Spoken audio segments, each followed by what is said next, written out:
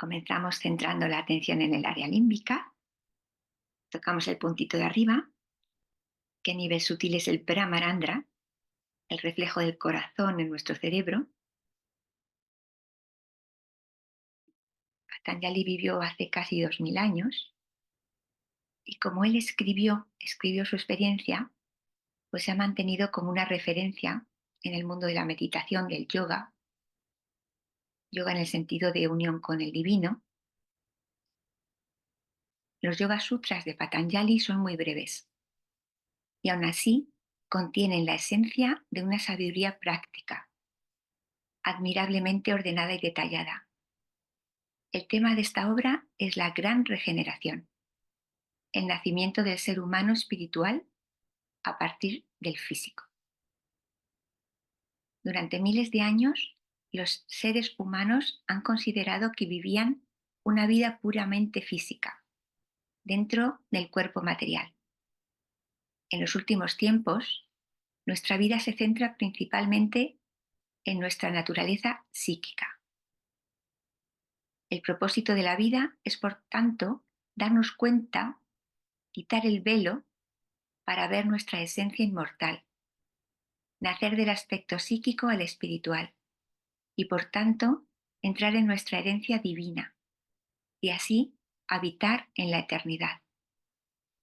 En los sutras de su primer libro se centra en el resurgir del ser humano espiritual, apartando los velos y los desórdenes de la naturaleza psíquica humana. Después, considera la naturaleza de los poderes del ser humano espiritual y la consciencia radiante, profunda y delicada que lo acompaña. Estos días de vacaciones he estado leyendo este libro de Patanjali. Voy a poner unas imágenes. Un aspecto interesante que nos pasa a todos es que cuando ya tienes la experiencia y lees, te llega un entendimiento tan sencillo. O sea, cuanto más sencillo, creo que es una prueba, un test de que más lo experimentas. Entonces, los Yoga Sutras de Patanjali, que a veces están comentados y parecen complicados, desde la experiencia que ya tenemos, veréis lo sencillo que es.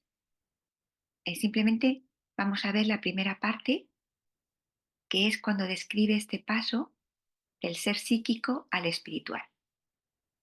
Entonces, lo que nosotros hemos llamado conciencia de ser, que sería cuando predomina el modo observar, cuando ya nos damos cuenta de los pensamientos y estamos como en otro nivel, en esa observación desde el ser, él lo llama conciencia espiritual. Unión. Conciencia espiritual se alcanza mediante el control de la versátil naturaleza psíquica. Pues para nosotros es muy sencillo, decir control de la naturaleza psíquica. Es simplemente control del modo observar.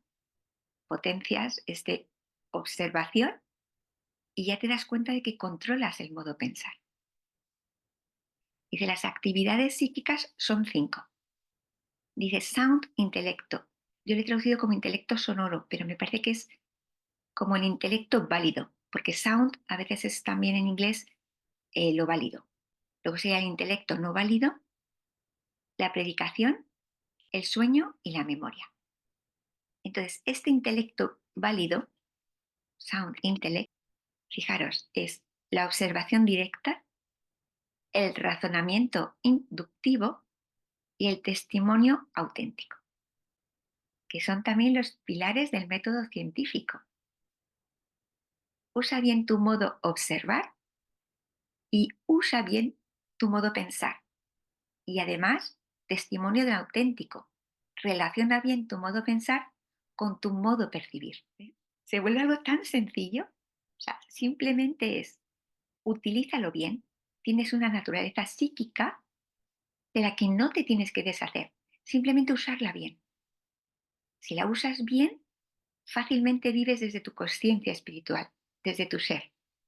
Observación directa, modo observar, razonamiento inductivo, que sea un modo pensar correcto, y un testimonio auténtico para que el modo percibir no sea adulterado por el modo pensar.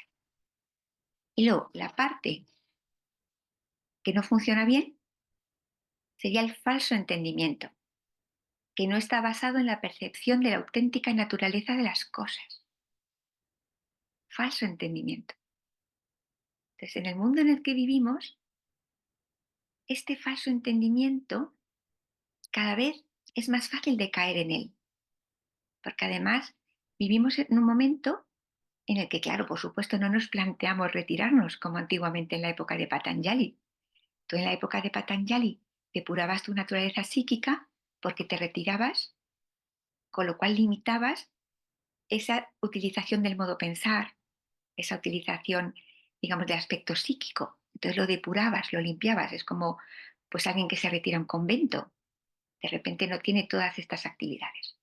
En cambio, nosotros estamos inmersos en un mundo que especialmente, fijaros, estamos jugando mucho entre qué es falso, qué no es falso, y se está complicando mucho esta determinación de qué es falso, qué no es falso. Entonces, simplemente con este modo observar que tenemos, nos basamos en modo percibir y datos auténticos. Que aquí es donde está el kit en nuestro día a día. Seguimos usando el modo pensar, pero con una observación, sin engancharnos en las trampas del modo pensar, que además es un mundo en el que especialmente nos complica este aspecto. Especialmente podemos tener un entendimiento no basado en la auténtica naturaleza de las cosas. Entonces, cuando sea un hecho del que no tenemos experiencia directa, bueno, pues lo podemos escuchar, pero sin olvidar esto. Vale, esto lo escucho, me parece lógico, uso el razonamiento, no me parece lógico, pero nunca olvido la diferencia entre lo que para mí es una percepción real, esto lo he visto con mis ojos, esto he visto que es así, y lo que es algo que nos cuentan. Entonces, aquí está una de las cuestiones interesantes en nuestra vida, porque es muy importante vivir en el mundo, enterarnos de lo que pasa. Nuestra maestra de meditación nos decía que no nos encerráramos en nosotros mismos, sino que era muy importante saber lo que ocurre en el mundo y a la vez depurando bien el modo pensar, usando bien el observar y el percibir. Y luego habla de la predicación y dice, es llevada a cabo a través de palabras y pensamientos que no están basados en lo percibido. Tú recibes una información, pero además luego, ¿cómo hablas? ¿Cómo usas el modo pensar?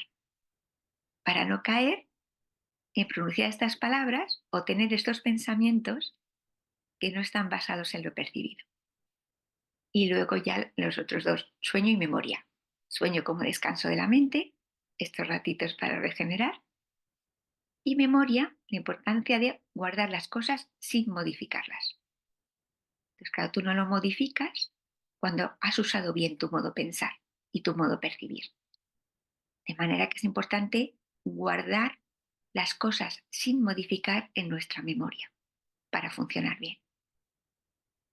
Entonces, toda la primera parte de los sutras de Patanjali es esta depuración del aspecto psíquico para que florezca el aspecto espiritual.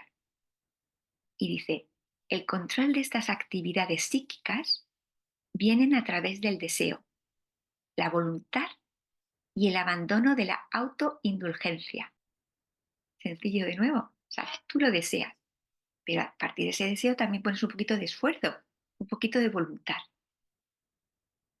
que sería un poquito lo que llamamos nosotros la energía del lado derecho, ¿no? También, la voluntad. El deseo que tienes, pero lo llevas a cabo desde tu lado derecho. Y abandonas la autoindulgencia, que es el canal izquierdo. Ese aspecto de que tú a ti mismo, pues no te terminas de cuidar lo que precisas cuidarte. Y el aspecto del puro deseo, que lo expresa así. Dice, la correcta utilización de la voluntad del deseo es el esfuerzo para mantenerse en el ser espiritual. Lo mismo, el más puro deseo humano es el de alcanzar el ser espiritual que hay en nuestro interior. La conciencia espiritual es un estado de reposo que se mantiene estable cuando lo buscamos durante tiempo con determinación. Esa es su experiencia. Como a medida que tú meditas, claro, nosotros tenemos la ayuda de la energía Kundalini que asciende, ilumina de una manera especial nuestra atención y nos facilita esa atención iluminada, darnos cuenta de lo que somos y nos facilita llegar a este estado de reposo que es la conciencia espiritual. Y aquí lo que dice que hay un aspecto de que para que se mantenga tienes que cuidarlo. O sea, a medida que lo cuidas más, que tu modo de pensar está mejor, tu atención está mejor, que has buscado durante tiempo con determinación utilizar adecuadamente la actividad psíquica, entonces te es más fácil llegar a la conciencia espiritual, al estado de reposo. La conciencia espiritual puede ser alcanzada con la ayuda de un maestro. Durante todos estos milenios, 2000 años o quizás más, las personas que tenían este deseo de alcanzar el espíritu, del despertar de la Kundalini, se retiraban y aquí Patanjali dice la importancia de que tuvieran a su lado a un maestro que fuera auténtico para que les guiara. La figura del maestro durante miles de años ha sido importante. Y de nuevo aquí tenemos la suerte de que por una parte tenemos una referencia, en nuestro caso de Nirmala Salve, nuestra maestra, pero además notamos que nosotros ya somos también en parte nuestro propio maestro. O sea, que ahora mismo todo este proceso lo llevamos desde nuestro interior, desde nuestra propia cualidad de ser nuestro propio maestro, porque ya tenemos la realización, ya tenemos el despertar de la energía Kundalini, que era lo que antiguamente se buscaba que un maestro te diera. Después de años, a lo mejor tenías esa suerte. Y ahora eso ya lo tenemos. Ya tenemos ese despertar y ya tenemos la cualidad de nuestro maestro en nuestro interior.